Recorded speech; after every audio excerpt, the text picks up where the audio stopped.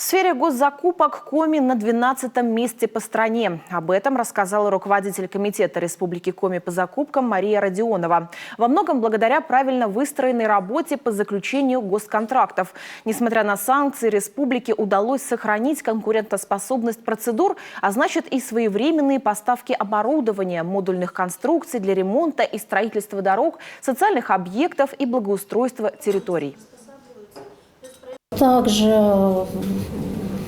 в этой связи было принято решение в отношении ГУПГАРК, государственной аптеки. Да, мы знаем, что у нас очень актуальны большие проблемы с лекарственным обеспечением, именно льготным лекарственным обеспечением.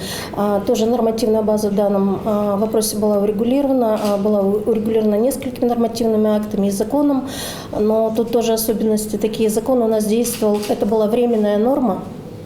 Поэтому нам тоже на уровне республики пришлось выйти с этой ситуации. Было принято еще ряд нормативных актов, когда уже закон не действовал. Поэтому до конца вот этого года мы стараемся эту ситуацию держать на определенном контроле, на определенном уровне. Я надеюсь, что у нас это получается. По крайней мере, количество отсроченных рецептов оно у нас значительно уменьшилось.